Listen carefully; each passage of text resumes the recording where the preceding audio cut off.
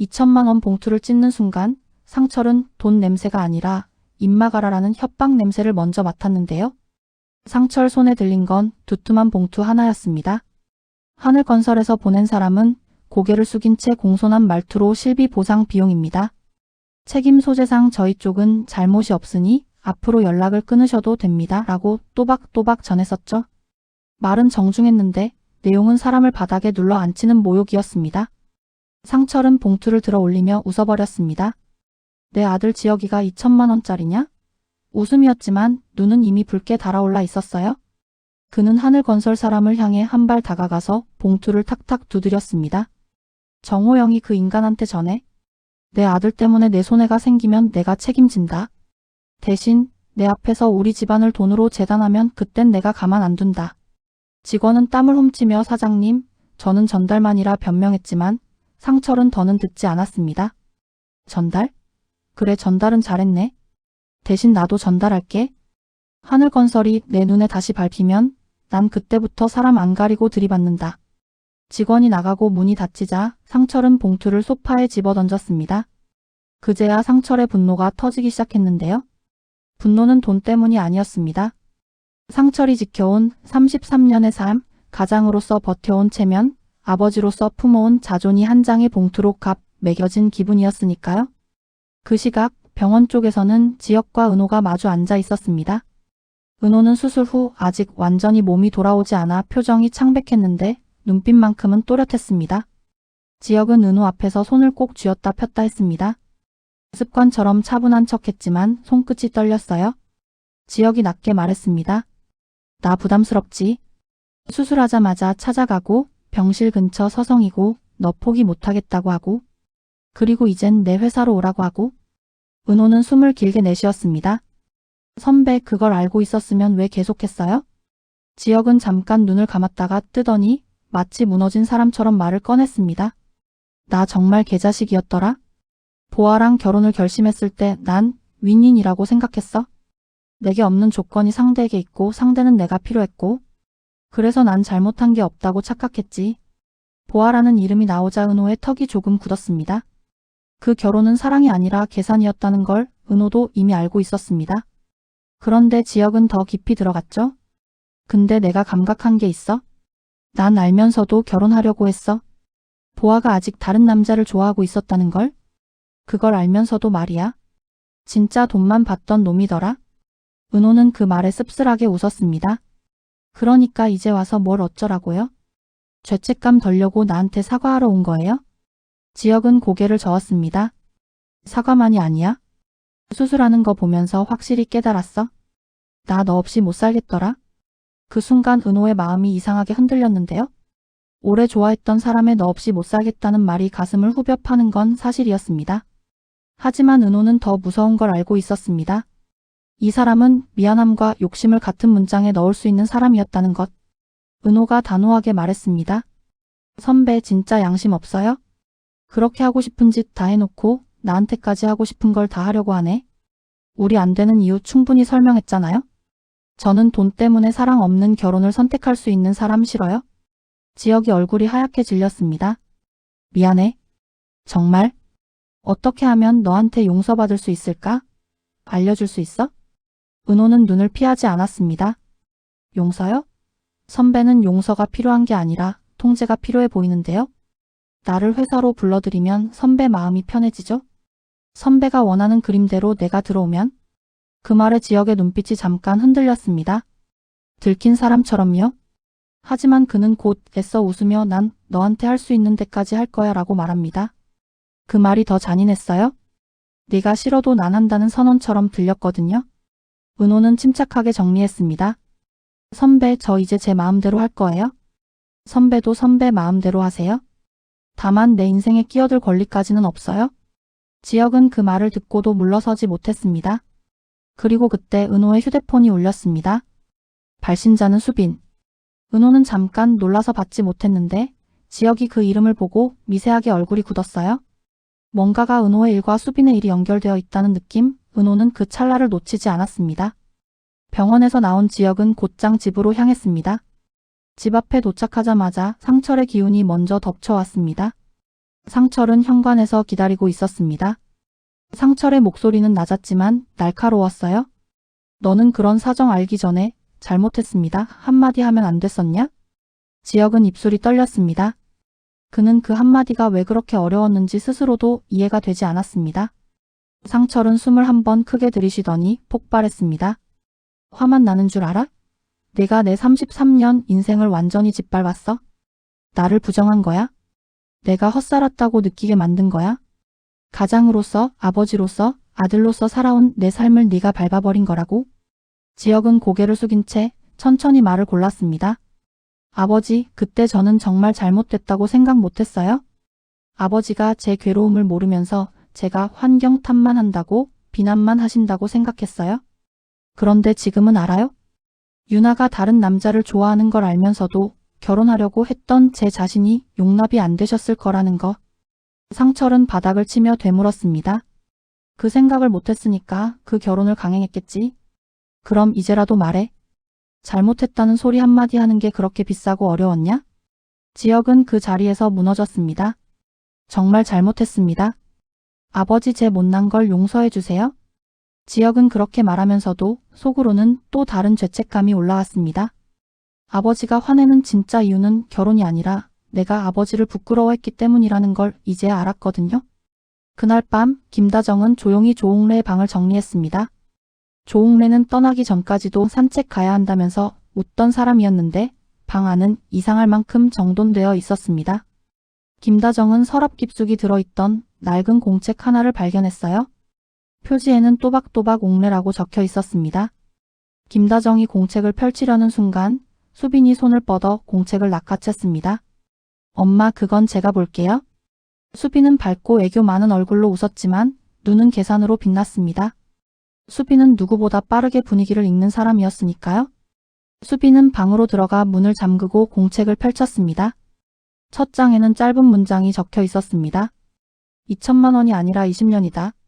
수빈의 등골이 서늘해졌습니다. 그리고 몇 장을 넘기자 하늘건설 대표 정호영의 이름이 반복해서 나왔습니다. 조홍래는 자식들에게 말하지 못했던 이야기를 글로는 남겨둔 거였어요. 상철아, 그날 너는 빚진 게 돈이 아니다. 아이를 지키기 위해 내가 삼킨 진실이 있다. 수빈은 손끝이 떨렸습니다. 아이라는 단어에 시선이 붙잡혔거든요. 그리고 공책 사이에는 봉투 하나가 끼워져 있었습니다. 누렇게 바른 서류 사본, 맨 위에 적힌 글자가 수빈의 숨을 먹게 했습니다. 가족관계 등록부 정정 관련. 수빈은 그 서류를 덮어버렸습니다. 지금 이걸 세상에 꺼내면 집안이 통째로 뒤집힐 게 뻔했어요. 하지만 수빈은 동시에 이게 자신에게 화려한 날들로 올라갈 사다리가 될 수도 있다는 걸 직감했습니다. 수빈은 속으로 중얼거렸습니다. 이게 내 카드가 될 수도 있겠네. 한편 지화는 영라의 작업실 한쪽에서 노트북을 두드리고 있었습니다. 그는 체육학과 출신답게 몸은 단단했지만 눈빛은 요즘 유난히 허했죠. 3년 사귄 여자친구에게 배신당한 뒤로 삶의 의욕이 바닥이었으니까요. 그런데 영라가 붓을 내려놓고 지환이 쓰는 글을 슬쩍 보다가 묻습니다. 오빠, 그거 현대판 라푼젤 얘기죠? 지환은 멈칫했습니다. 너 라푼젤 알아? 영라가 작게 웃었습니다. 성에 갇힌 여자. 밖을 모르고 혼자 아무 결정도 못하고 근데 마음속엔 뜨거운 불씨가 있던 애. 지환은 조심스럽게 설명했습니다. 그 애를 그렇게 키운 마녀가 있어? 그리고 보디가드가 나타나? 보디가드는 라푼젤 머리카락 같은 존재지. 탈출할 수 있게 해주는. 영라는 잠깐 말이 없었습니다. 그리고 아주 작은 목소리로 말했어요. 오빠, 그거 내 얘기 같아요? 엄마랑 내 얘기. 그 말에 지환의 가슴이 묵직해졌습니다. 고성희. 영라의 엄마 박진석의 재혼 아내. 권력에 욕심이 있고 딸을 자기 작품처럼 키우는 여자. 영라가 숨쉬는 방식까지 통제해온 사람. 지환은 영라를 똑바로 바라보며 말합니다. 그럼 숲을 나가야지. 너는 네가 결정해도 돼. 영라의 눈동자가 흔들렸습니다. 영라는 우아하고 차분한 사람이지만 그 차분함은 사실 배워진 억눌림이었거든요. 오빠, 나 나갈 수 있을까요? 지환이 대답하려는 순간 영라의 휴대폰이 울렸습니다. 발신자는 엄마. 영라는 화면만 보고도 얼굴이 얼어붙었습니다. 그리고 통화 버튼을 누르기도 전에 메시지가 하나 더 들어왔습니다. 전시 후원 취소할 수도 있어. 네가 어디서 누구랑 뭘 하는지 엄마는 다 알아? 영란은 숨이 막혔습니다.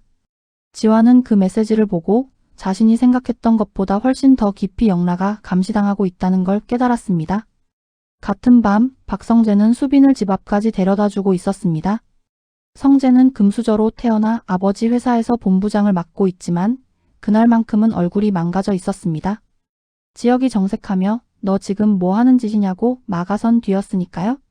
수빈이 울먹이며 말했습니다. 성재 오빠 나랑 헤어지겠대요? 성재는 한숨을 삼키며 수빈의 머리 위에 손을 얹었다가 내렸습니다.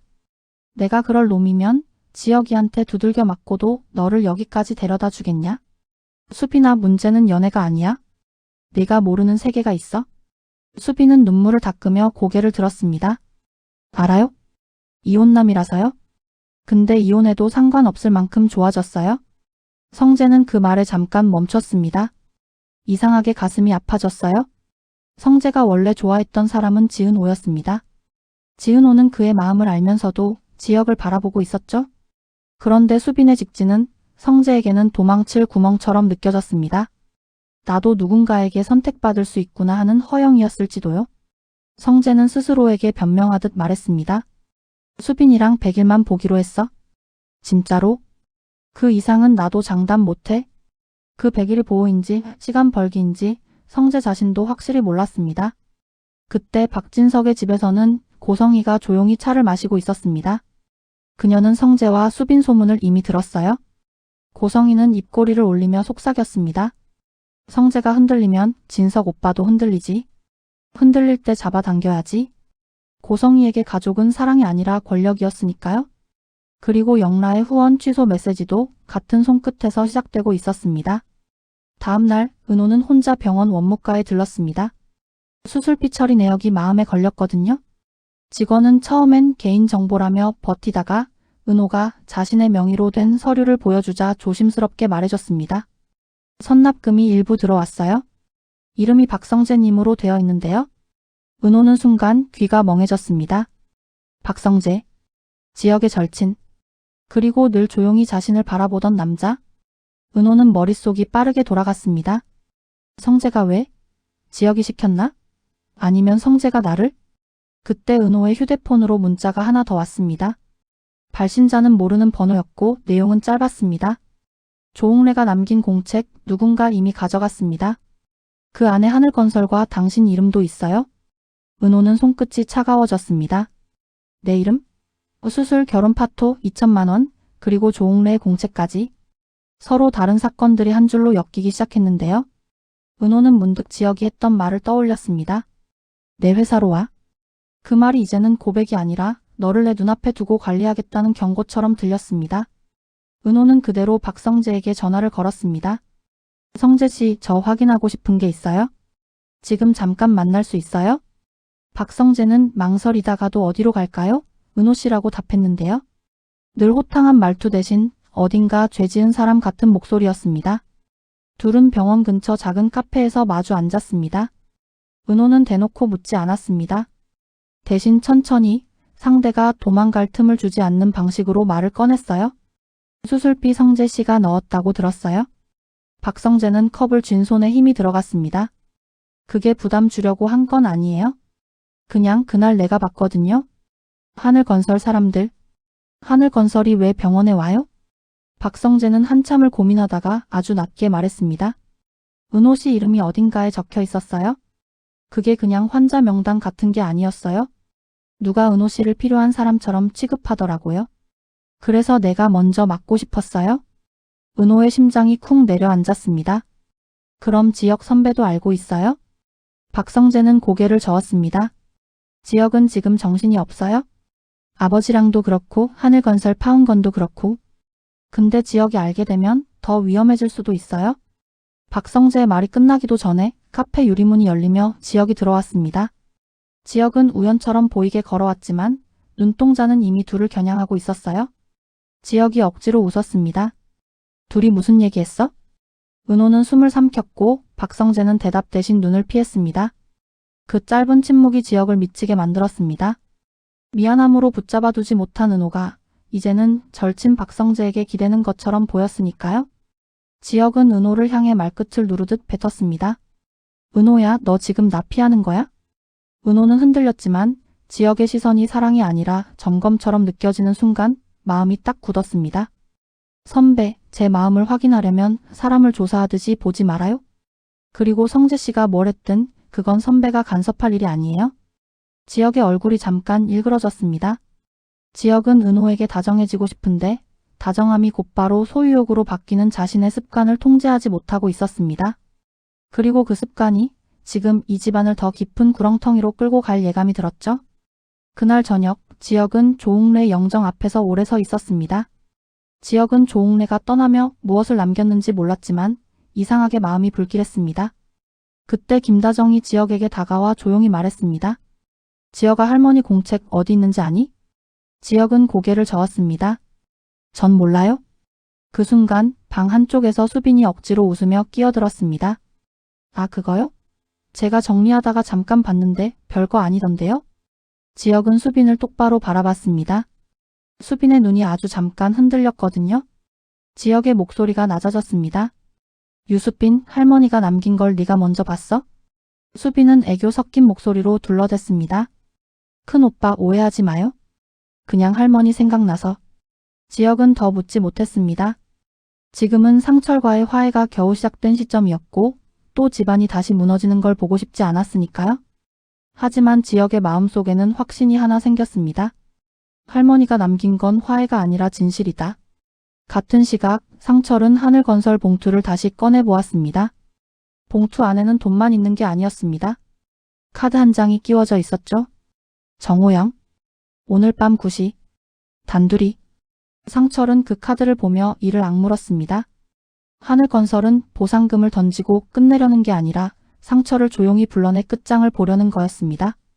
그리고 상철은 그제야 깨달았습니다. 조웅래가 남긴 말 2천만 원이 아니라 20년이 무슨 뜻인지요?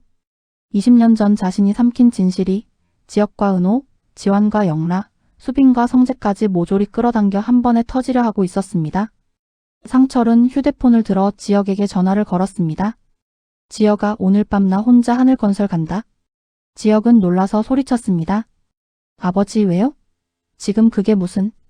상철은 짧게 끊었습니다. 네가 진짜 내 아들이면 오늘 밤부터는 네가 나 대신 맞아라. 이 집안이 왜 이렇게 됐는지 너도 알아야 하니까. 전화를 끊은 상철의 손이 떨렸습니다. 그는 스스로도 무서웠습니다. 그러나 더 무서운 건 진실이 드러났을 때 지혁이 자신을 용서하지 못할지도 모른다는 거였어요. 그리고 그 모든 걸 모르고 수빈은 자기 방에서 조웅래 공책 속 서류를 다시 꺼냈습니다. 수빈은 서류 맨 아래에 찍힌 이름을 보고 입술을 깨물었습니다. 정호영 옆에 이지혁의 이름이 함께 적혀 있었거든요. 하지만 그 관계가 무엇인지는 아직 한 줄도 설명되어 있지 않았습니다. 수빈은 속삭였습니다. 큰오빠, 당신이 제일 모르는 얘기부터 시작해볼까? 이 밤이 지나면 누군가는 사랑을 잃고 누군가는 가족을 잃고 누군가는 자기 이름까지 잃을지도 모릅니다. 그런데 더 잔인한 건요. 그 모든 비극의 시작이 2천만 원 봉투 하나였다는 사실입니다.